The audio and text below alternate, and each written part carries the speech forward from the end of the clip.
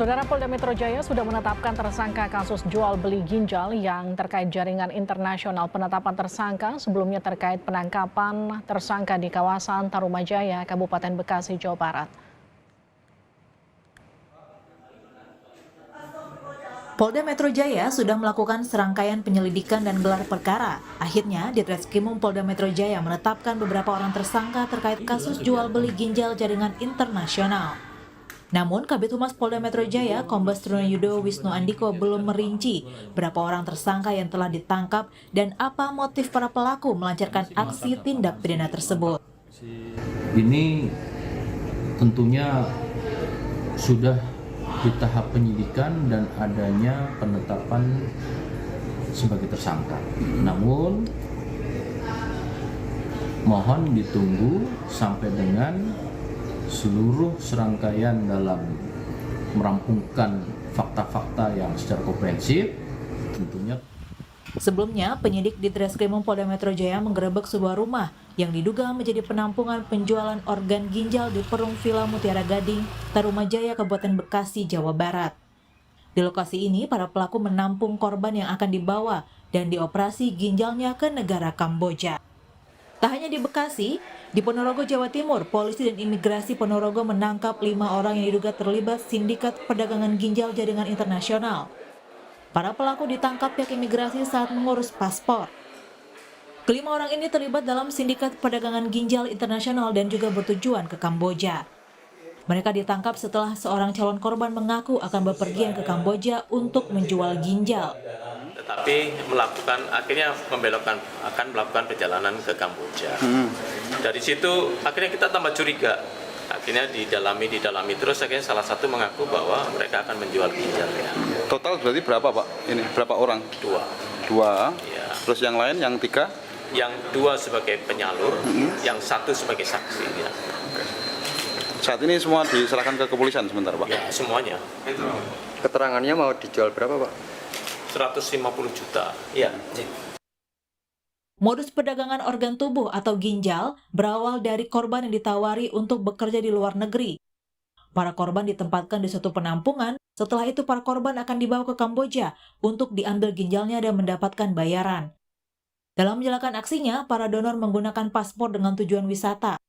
Namun setelah tiba di lokasi, mereka justru menjual organ manusia di rumah sakit militer Kamboja.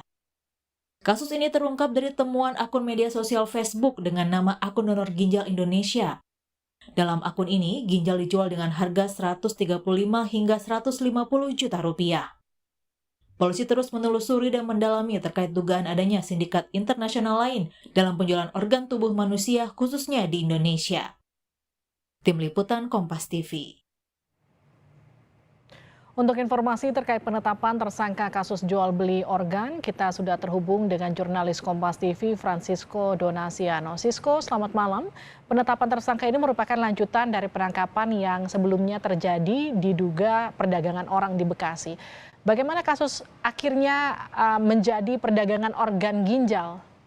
Sisko.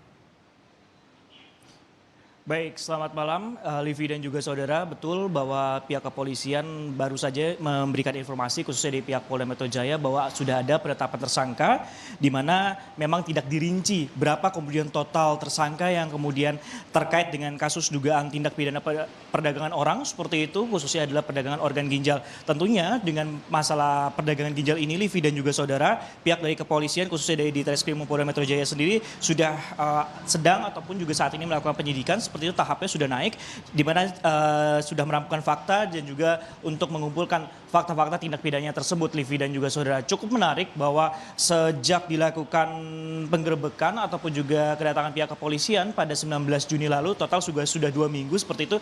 Memang yang masih kami nantikan ataupun juga gali informasinya berapa jumlah tersangka yang ada dan juga berapa jumlah korban dan apa kemudian yang menjadi motif dan juga diiming-imingi.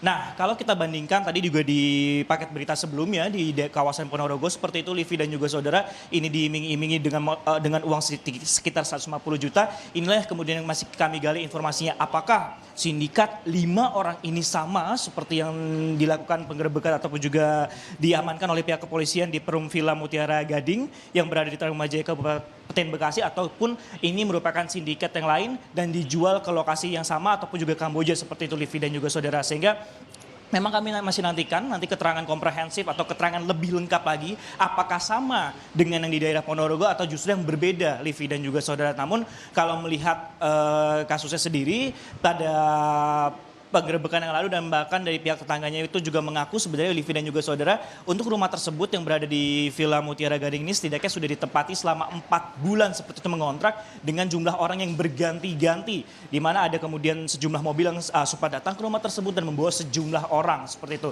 Nah, ini juga cukup menarik Livi dan juga saudara bahwa sebelumnya Menko Polhukam Mahfud MD menjelaskan bahwa ada setidaknya 14 orang, memang tidak dirinci lokasi di mana, warga negara Indonesia yang merupakan korban TPPO ginjal yang tertahan di rumah sakit luar negeri. Apakah korban-korban ini merupakan korban-korban yang di Bekasi atau tidak? Inilah kemudian masih kami gali seperti itu, ibarat menyatukan kepingan puzzle, apakah semua ini saling terkait ataupun juga tidak. Tentunya ini juga menjadi atensi dari pemerintah juga terkait masalah TPPO khususnya ginjal ataupun juga TPPO, karena hingga saat ini dari tanggal 5 Juni lalu hingga 10 Juli setidaknya pihak kepolisian dan juga pemerintah juga mengungkap setidaknya ada 749 tersangka di mana 2027 orang ini bisa terselamatkan karena adanya pengungkapan kasus ini. Jadi memang kita masih nantikan bagaimana perkembangan dari kasus khususnya TPPO, lebih spesifiknya lagi adalah ginjal di Polda Metro Jaya Bekasi. Kembali ke Anda Livi. Francisco Donasiano, jurnalis Kompas TV. Terima kasih laporan Anda.